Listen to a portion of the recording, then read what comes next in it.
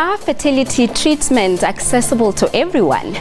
Are these traditional methods available for people who are struggling to conceive? What is the success rate of fertility treatments? What is the stance of different religious and cultural groups on fertility treatments? What time is it? It's question time.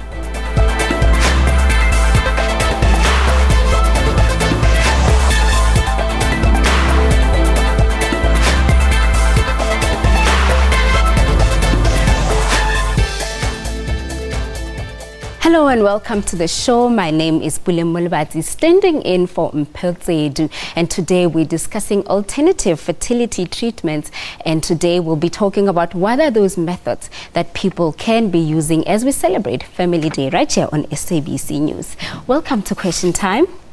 Thank you. Thank you. Thank you so much. My guests today are Dr. Clark from the Medfen Fertility Clinic, and we've got my second guest in studio with me. We are talking about alternative means. Welcome to Question Time.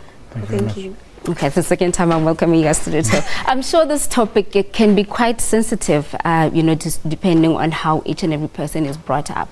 And you are from the Traditional Healers Association, yes. And I would just speak briefly about just the conservativeness of different people when it comes to conceiving and fertility.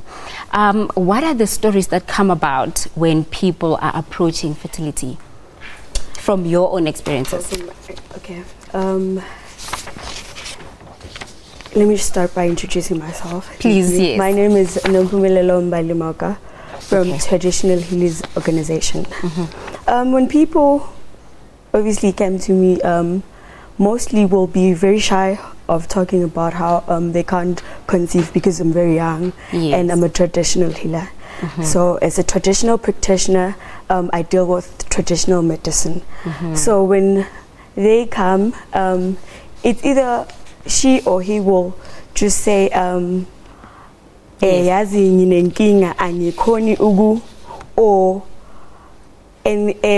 some when they arrive they'll say, mm-hmm. I've got a problem, yeah, with my girlfriend, okay, or with my wife. Mm-hmm. My wife can conceive kids. Mm-hmm. They can with males they can say I have the problem, mm-hmm. or they can admit that they have a problem. Mm-hmm. They're always pointing out women, because yes, we believe in the olden days or traditionally they believe that men do not have problems. The only people who have problems are the females. Oh, okay. Yes. So you find that there's still a bit of difficulties, especially when it comes to male. Yes. Let's talk to Dr. Clark. With your own experiences being in the field for however long you have been practicing, what are the common issues that you find that couples or people that are trying to conceive from your own end, the most common when you are dealing with your patients?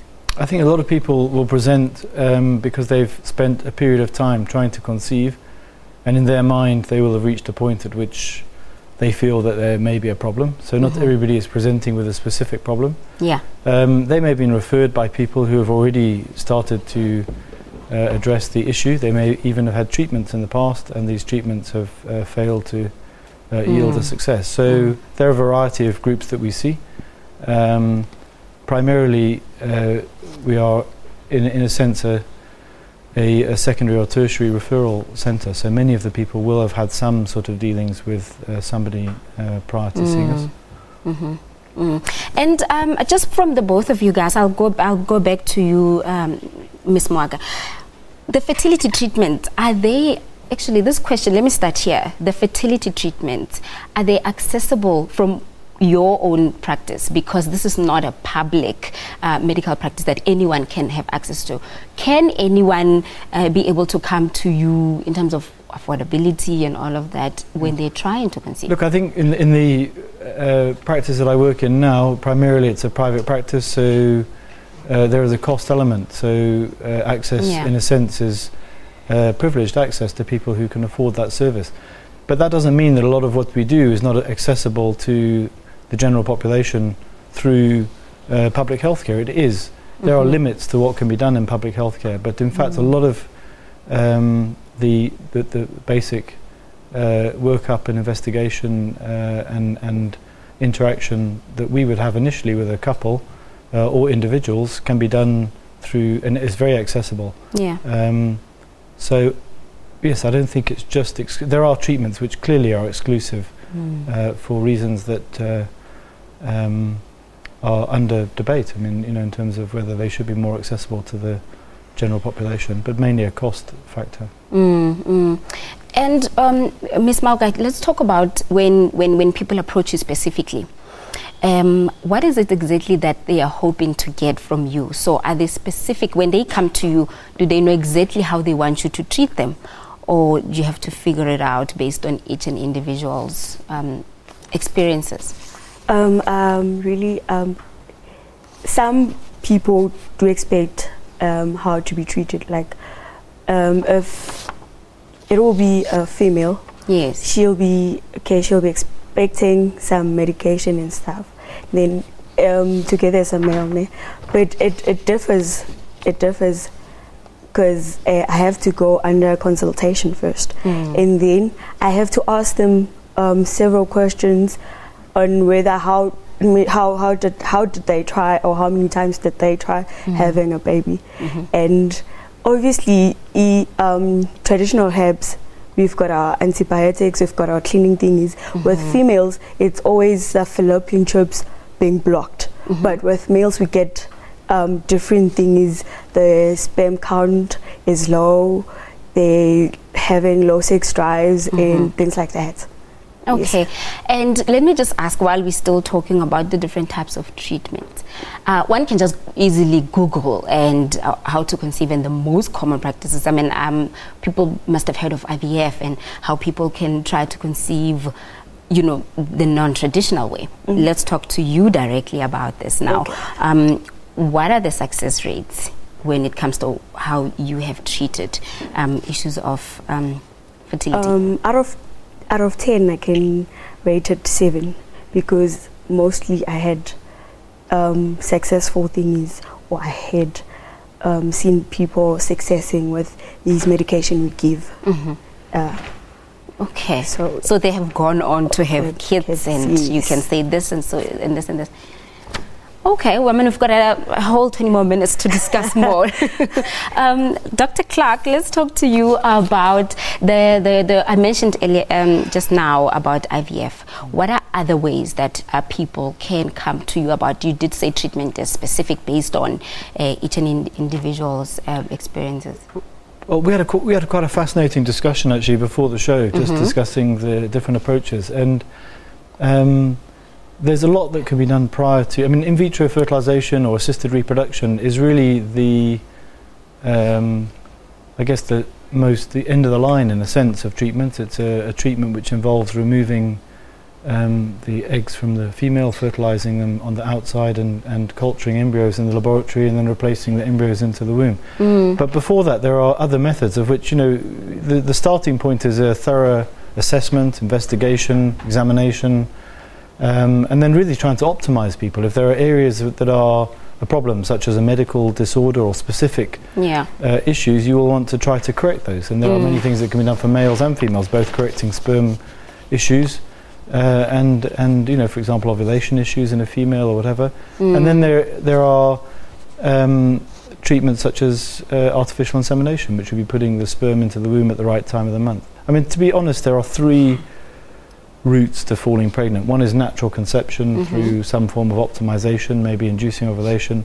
The other is artificial insemination, and the third one is in vitro fertilization. So some people will have a clear need for one treatment or another.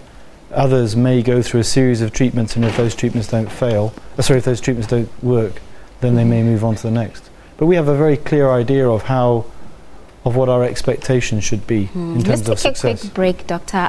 We'll be right back after this. Sure. Okay, let's take a quick break. We shall be right back here on Question Time. We're discussing infertility and alternative ways to conceive.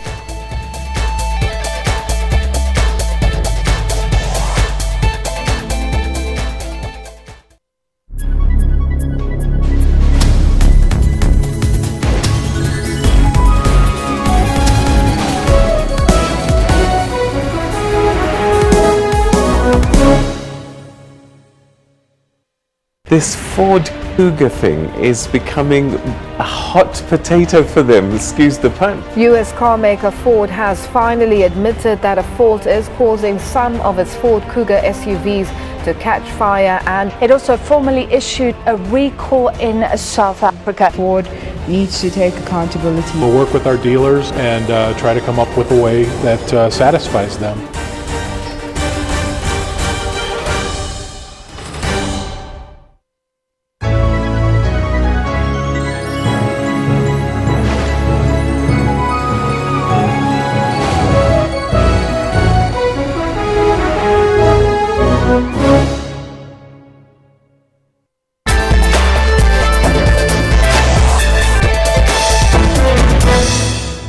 Welcome back to Question Time right here on SABC News with me, Pule Molabat. Remember, we are live. You can contact us and share your views right here on the show, as well as on Twitter. We do take your comments at Question Time 24. Today we're talking issues of infertility and alternative ways to conceive. In studio with me, I still have Dr. Clark and Dr. She said I can call her Dr. Mbali Mauka.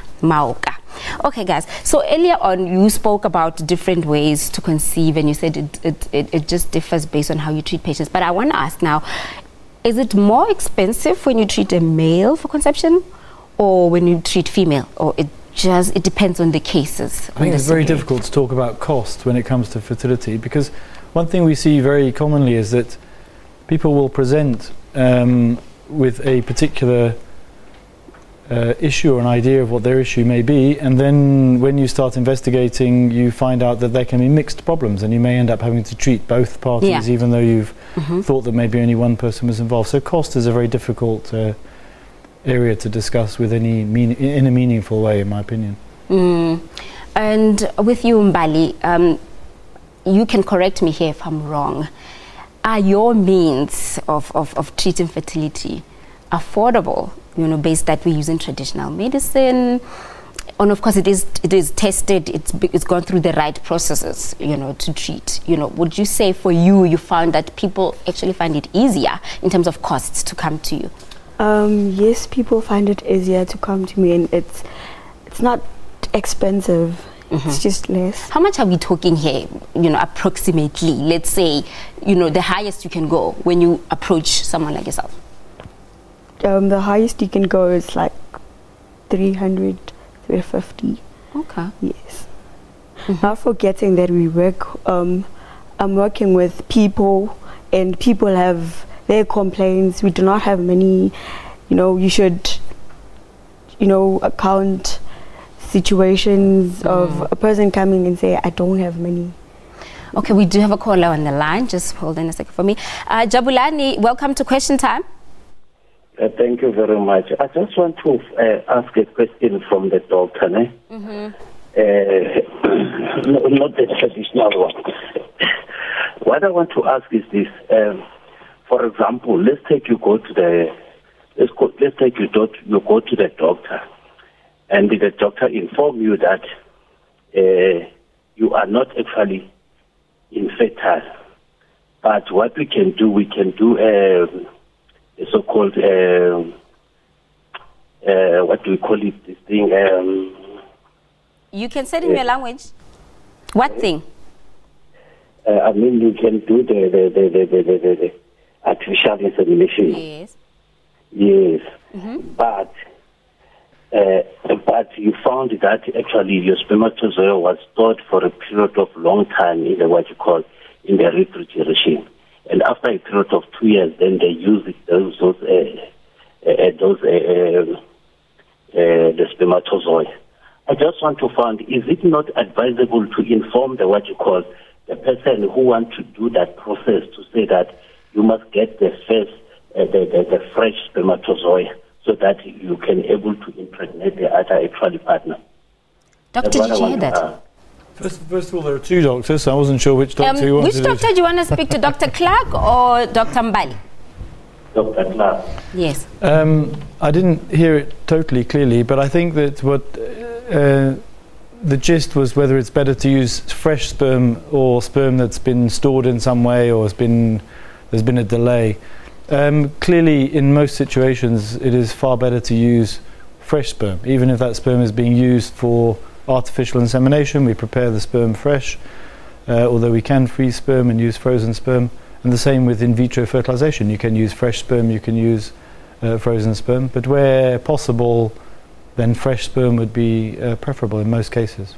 And we're talking here about just generally about fertility. There are people that they're not looking specifically to have their partner that they're in a relationship with or married to, or they're living together. They're open to donation. For example, you find a female is looking to conceive with someone else that they find compatible with their sperm. Do you deal with cases like that, Mbali, in your line of work? No, truly speaking, no. Honestly, None I've never. whatsoever. Because I think they believe that sperm donating or egg donating, it's not for them. It's for the white. Yes. And so you still find there's cases where it's a racial thing. Yes. Yeah. Okay.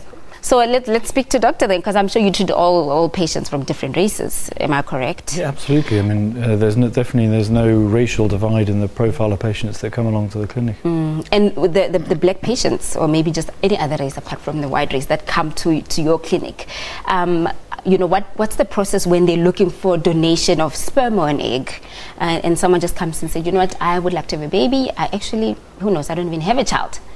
Can you help me? I'm looking for someone to even donate.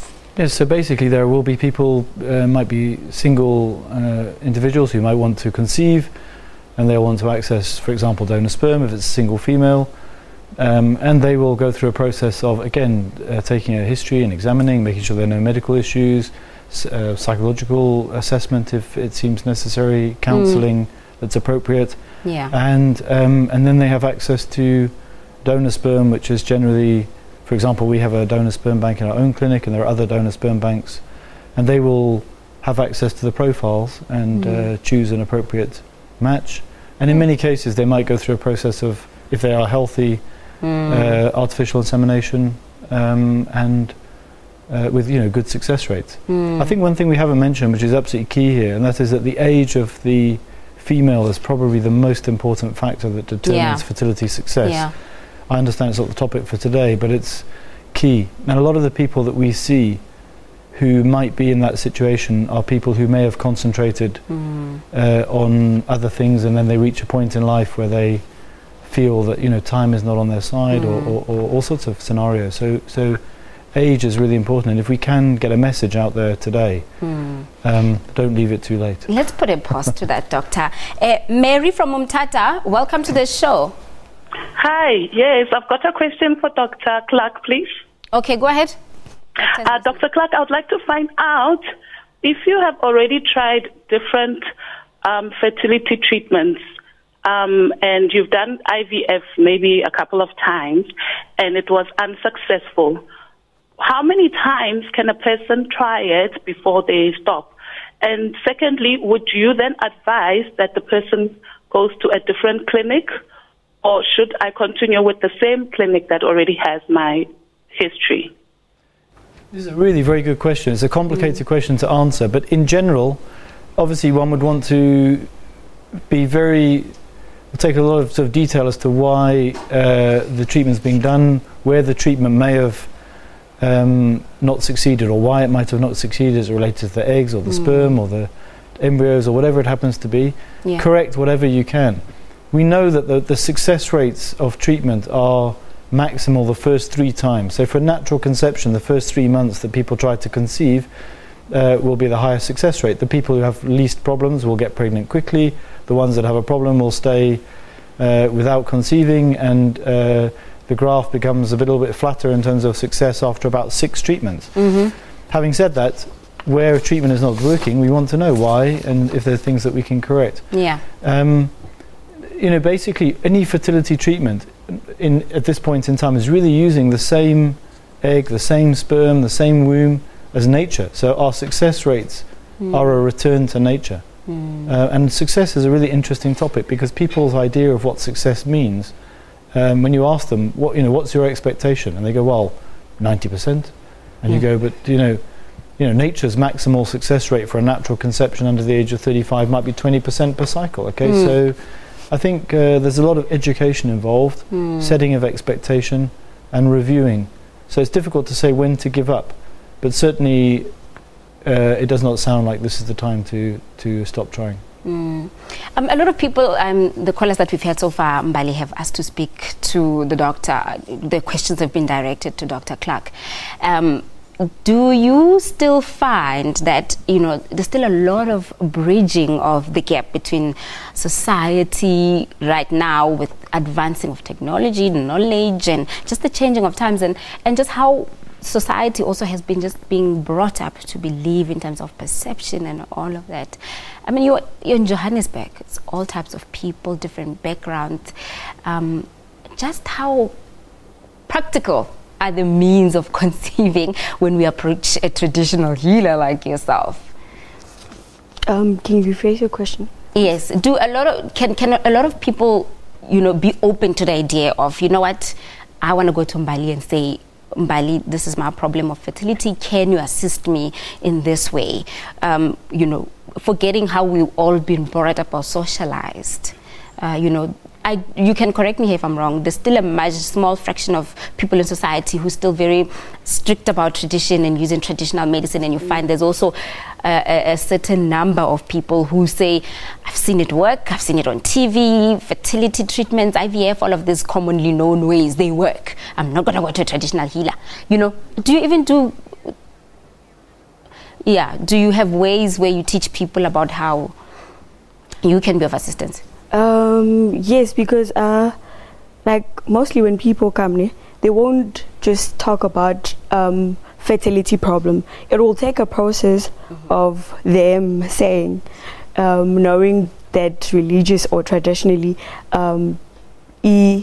fertility is not what is being taught.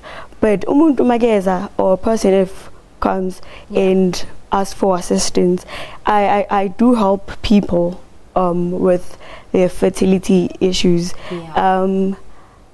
Some people will come and just say, I've never been in a traditional healer of thingy, but I have hope that you will help me. Some knowing that there is still this stigma of completely running. You have a lot of callers who want to get through. William from Tabazimbi, welcome to Question Time. Do you have questions for our doctors in studio today? Hi, Pulen, for you. Hi, William. Yes, good afternoon to your panel members as well. I want to pose a question to Dr. Clark. Yes. Dr. Clark, tell me, if you've got a girlfriend, a wife who is HIV positive, and you find that the virus is not yet detectable when you go to the test, and then you want the child, you want that particular girlfriend or wife to be pregnant, and then you find that the test. William, are still there? We just lost William there.